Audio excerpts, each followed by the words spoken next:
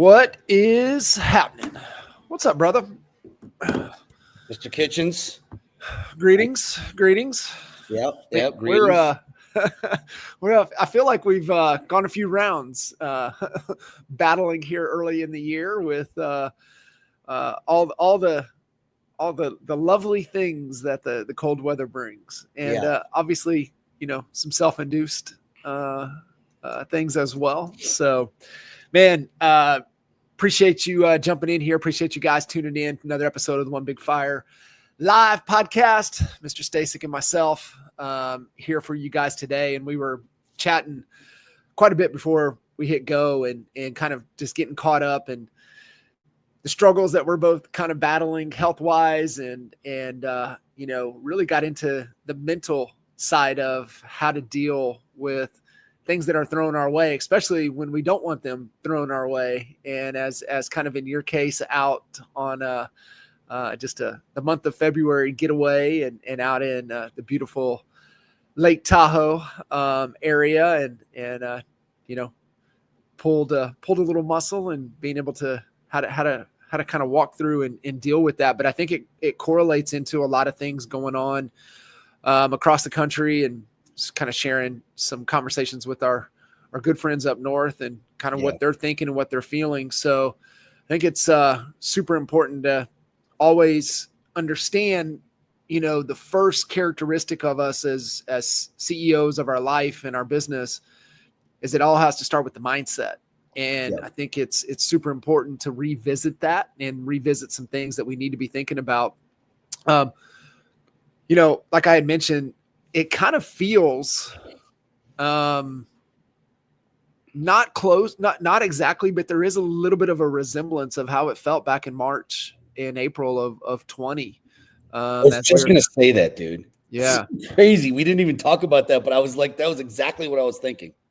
Yeah, it is. It's wild. So, thinking back to during that time and how important, mindset, really we're to dial things into what's within my control. What am I doing, especially from a leadership perspective? And obviously not being able to lead anybody else till you can lead yourself first. And so I think it's kind of important for us to revisit that and put that back out at the forefront of everybody's mind of, hey, mindset over everything, and it's mindset first. And so, I think your story, kind of battling injury, correlates perfectly into kind of what's happening day to day, and, being able to, man, where you were at and stuck. I mean, I've been in situations, but dude, this is the reason that I don't like to ski and I don't like to do those things, because getting caught up on that mountain and you get hurt, you're stuck. Right. And so kind of in your situation,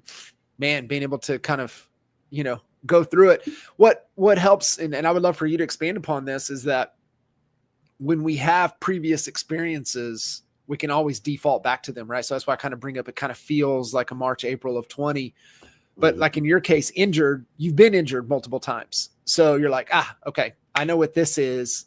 I got to go back and put my mindset back through that. Yeah. So there's a difference between, excuse me, playing it safe in life and being sensible and trying not to get injured, right? And like, nobody wants to get hurt unless you're a sadist or whatever, I guess. I don't know if that's the right terminology, but when you run your 100-mile races or any of your big marathon races, you're preparing. Mm-hmm. And you're preparing so you don't get hurt, but you're not like, if your paranoia or fear was getting hurt, then you wouldn't do it. Right. You just wouldn't do it at all, because that's the one guarantee of not getting injured, is just not doing it. Right. But, I don't like playing life that way. I've never played life that way. Sometimes I ask myself, why do I still play hockey after I tore my rotator cuff? Why do I still snowboard 40 miles an hour down a mountain when if I fall, I can get hurt? And I'm the happiest when I'm doing those things. And but I know there's risk that comes involved, right? So then what happens when you do get hurt? Yeah. Because if you do it long enough, you're gonna get hurt. I don't know anybody that's done it and is not like, taking a spill. But I think the more important question becomes, how are you going to, what questions, what conversation are you going to allow to start just reverberating in your brain when that happens? Because I can tell you where my mind goes immediately is I get angry. I get mad at myself. I start saying, damn it, I shouldn't have done this. I shouldn't have done that. In this case, when I reflected back, literally within hours after the ski patrol took me down the mountain, I caught an edge. Long story short, I know I told you, but I just caught an edge. I wasn't doing anything stupid. We found actually the snow sucked for the most of that day. And we finally found a run that the snow was good. It was just perfect. And we weren't going crazy or anything like that. I was in a great rhythm and I caught an edge. My snowboard then stuck into the snow pretty deep, but my body wasn't done falling down the mountain. So it hyperextended, pulled the thing. And so, I'm not happy at the moment. And I'm thinking, Jesus. And so what reverberated back to me is that, okay, I wasn't doing anything really stupid. So I can't beat myself up. I always want to beat myself up and say, what should I have done differently? Right.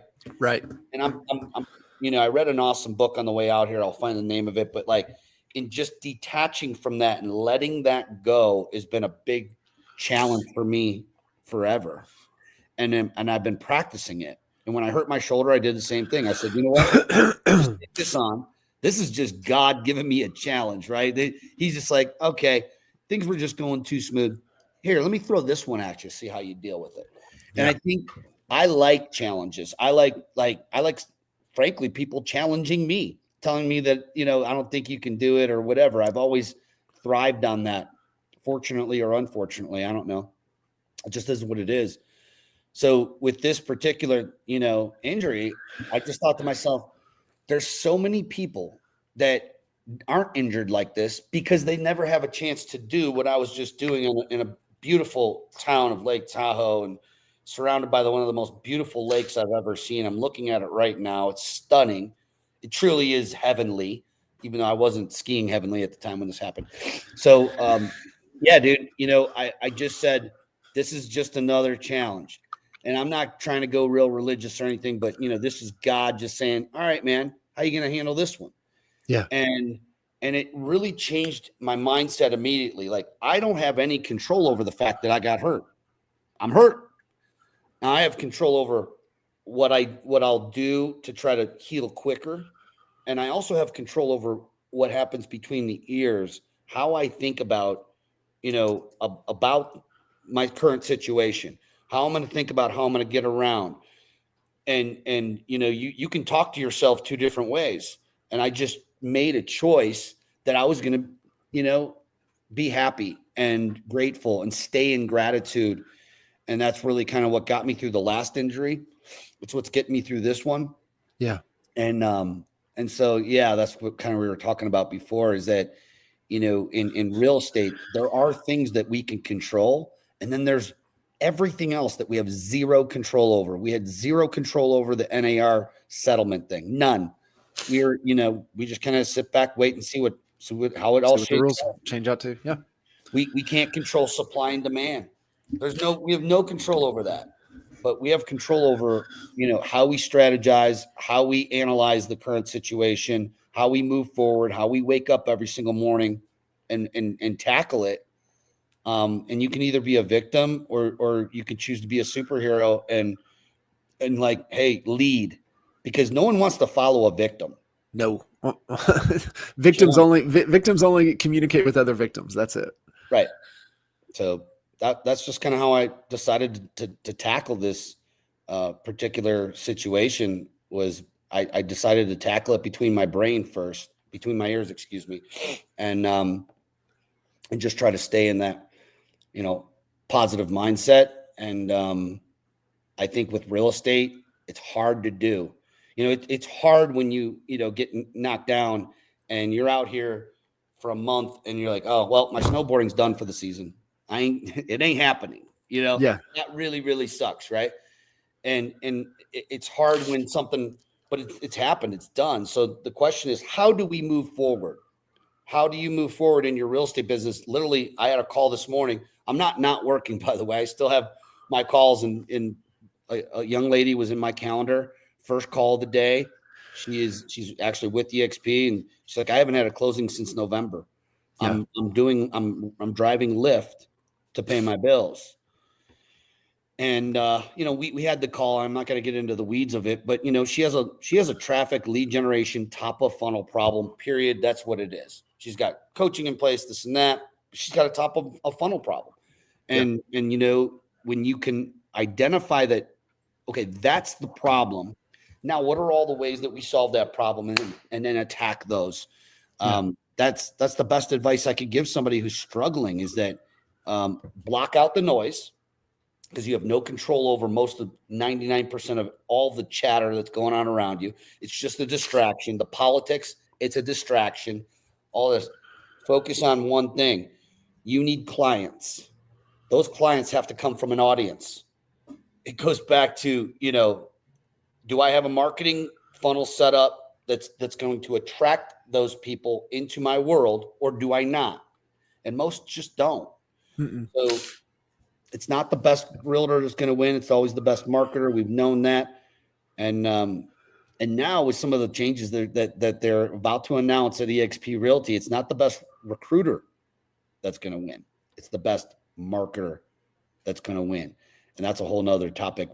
I'll just tease that out a little bit. There's some really good stuff coming down the pipe. Yeah, it is. And I think, it's super important, like you said, from a gratitude perspective. I mean, that's just so important to always operate within that, having some type of mindfulness practice, some type of gratitude practice on a daily consistent basis. And it's so important. And it's one of those things, it has to become a habit. It's got to be instilled in times of greatness and times of struggle. It's always something there that you fall back to. And, I started doing it ever since Stuman shared that with us in, I think, where were we at? Cincinnati, before we went to the Derby, when he was there, and he was talking about, the first thing in the morning, right? Using Evernote or using notes, and just the first 5, 6, 7 things that you're the most grateful for as soon as you wake up in the morning. And, it's one of those practices that I've been able to stay super consistent with ever since then. And it's not the thing that has helped me mentally, but it is one of the things that has helped me mentally. And then some type of mindfulness practice. I shared it the other day on my story. I think I just hit 38,000 minutes on the Headspace app, which is just wild to even think about. But, and so I know those things, they compound on each other, and they really help from a mental side of things, but also knowing that we're capable of working through challenging and difficult things. And that's where, we're more than capable than what we even know and what we think, and being able to go through it. And I think surrounding yourself with people that don't allow you to be victims, just kind of joking, but victims only hang out with other victims. So if you start to see that and you're like, oh shit, I got this victim that's coming to me all the time. Am I being a victim? I need to change or get away from these people, is super important. And I think it's just putting in those daily practices of doing the things within your control to be able to handle any situation that comes your way. And I just finished, if you haven't gone through it, Al, I've talked about it a little bit. I finally finished it, but it's the Inner Excellence book by Jim Murphy. It's the one that, thank you, the NFL, for, catching AJ Brown on the sidelines, reading the book during a football game. And it was funny that the coaches were laughing, they're like, this is what week 14, week 15 of the NFL season when they caught him, and the coaches were laughing like, you're just now catching him. He's been doing it all season. And this book was written, I think, the 2008, 2009, maybe 2011. It was the updated version. But so it's been around. I'd be curious to see what his book sales are since they caught AJ Brown and to where it is. Yeah. But it's fantastic. It is really all about the inner game that we've been talking about for over a decade. And no matter what we do on the outside doesn't matter until we nail the inner side of things. And what his whole foundation is love. So he has 3 pillars. The first foundational pillar is love, but it's unconditional love. And it's unconditional love for the thing. And so it's like you said, the best marketer, but it's just like I'm becoming the best marketer because I love to be the best marketer and I'm just obsessed with it. And I'm not doing it it's unconditional, meaning I'm doing it because I love it. And I'm not doing it for a trade-off. I'm not doing it because I'm going to get something in return. For a result. Yeah. And that's perfect with our relationships. That's perfect in everything. And you look at kind of even Kobe and MJ, they loved to practice. They just loved the process. Yeah. And so that was just that was just an unconditional They were thing. obsessed with that process. Correct. And Yep. that's where you have to look at, right? So even go back into our business and what you were talking about, right? Top of funnel, right? So traffic, offer, that's the first part of the process. And then, now you got to convert it, then you got to fulfill on it, and then you got to maintain retention with it. And it's just understanding that conveyor belt. What I really love in here too, Al, that he breaks down, that's the first pillar. The second pillar is wisdom, right? So being able to expand your vision. What is the purpose? Why are you even in this game? Why are you doing what you do? And then the third pillar is courage, to be fully present in the moment. And that takes courage to stay in the moment, to stay present.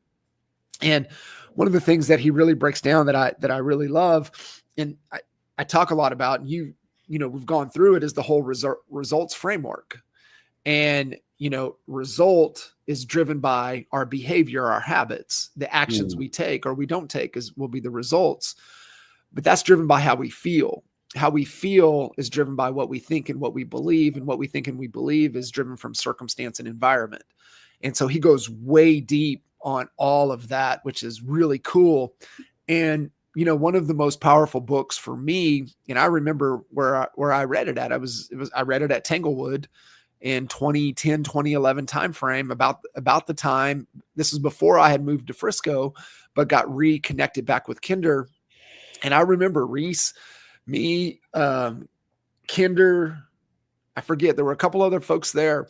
And I just remember sitting there reading The Power of Full Engagement by Tony Shorts. That was one of the most powerful books for me because it talked about how important the four equities of physical, mental, emotional, and spiritual have to be all aligned and at top performance for us to perform at our absolute best.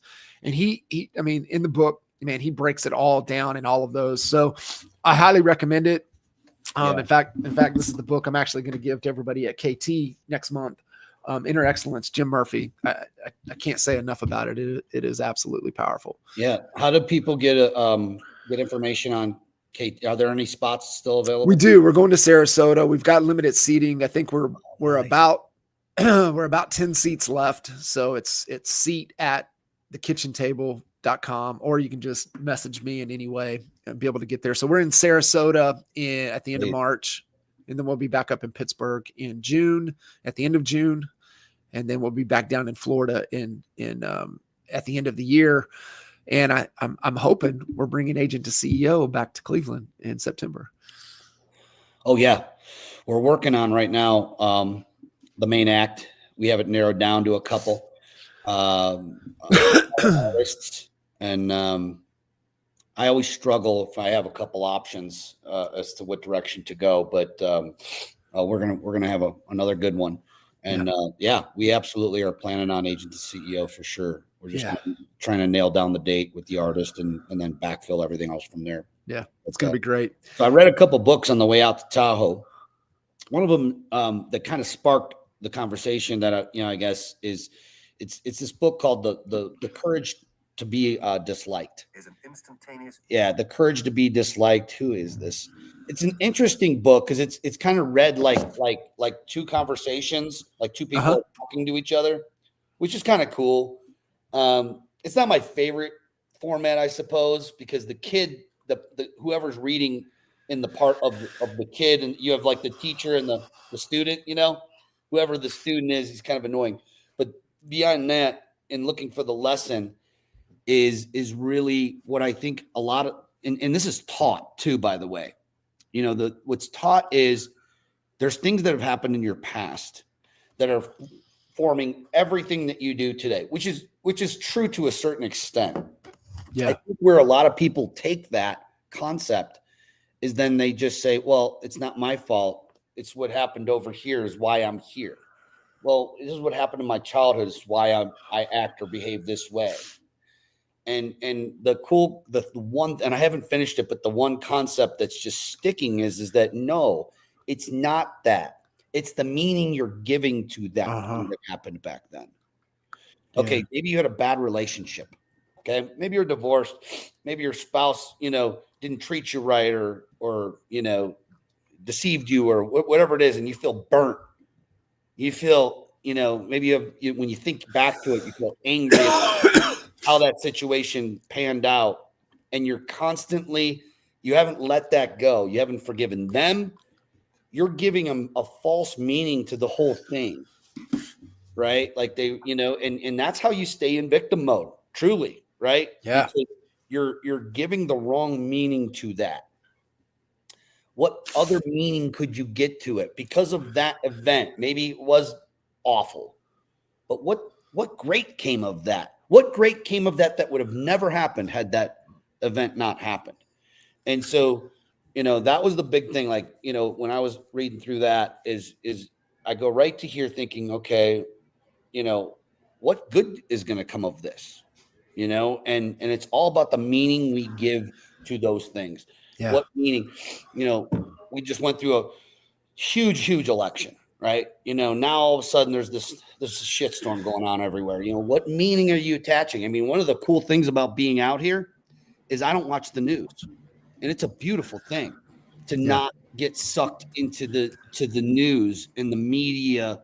It when you detach from it for a while, you see how bad it is. And I'm not talking one side or the other. Both are just, it's a toxic environment when you think of it. And so when you can detach from that toxic, what toxic environment are you in right now that you have full control over whether you're going to do it?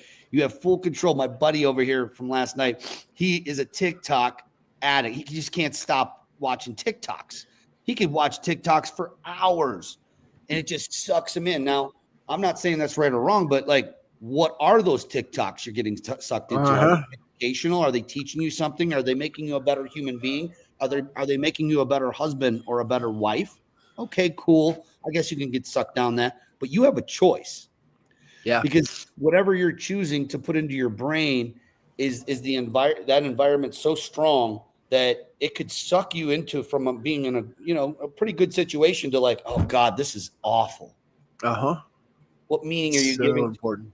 You mentioned our friends up north, and congratulations, by the way, to Team Canada for pulling that win out on the ice in Boston in a hostile environment. I know. I was texting B-Town right before and everything. I was like, man, what's going to happen? He goes, bro, I don't know. He goes, this is so cool. He goes, both teams are so good. Like, it could come down. I said, man, I hope it's just a good match and it goes like it's tight. Of course it was, right? It went all the way, 8 minutes into overtime. But, just because of the political climate now that's transforming, and, when you got to go in and fix a lot of wrongs, it's going to be ugly for a minute. It's going to get worse before it gets better. Yeah. So it's another good opportunity to control your mindset and what meaning are you going to give to all of this? Yeah. First thing I'd tell you is, and many of you are going to watch this on Facebook, spend less time on Facebook. Yeah. It's like, like, it is toxic, dude. Every time I'm here, I open it up. The first thing I see is some negative political post, and it doesn't matter left, right, whatever. And I literally just have to close it down because I'm like, they're just trying to bait me and suck me into some bullshit that's not going to have any, like, I have a job to do. My job is to help agents. I have a pipeline. My job is to move them from here to here so I can help them. That's my job. And I enjoy it thoroughly. And if I just focus on that, I'm a happy person. What's kind of cool with, especially kind of with the news. I don't know if you're on the vtnews.ai on the Valuetainment news feed. It's really kind of curated to basically what you want to see. And what I love about they put it out there and it's unbiased. It's like, who's pushing this narrative, which one way or the other. But it's really cool. Check it out. I can't believe I haven't checked it out yet. So what I love is I don't go on there. I get an email at the end of every day on these are the top posts that might be of interest to you. And so I just open it, look at it, go through as if there's anything kind of cool to be able to kind of see, kind of stay informed what's going on. Out 5 minutes. That's it. I feel like I'm kind of up to date, kind of what's going on. And then I'm on about but that takes like what you're talking about is like putting up boundaries to kind of curate what you want to allow in and what you don't, right? It's just like your diet, right? Like what, you're getting enough nutrients, you get enough water, you get enough, of the healthy macros, or you avoiding the things that are not going to serve you. It's the same thing with our mind, right? Being able to put in the things that are really going to serve us. And it's so important right now, because what happens, and this goes back, this is why I said it kind of feels like March, April of 20, is that it's got everybody paralyzed.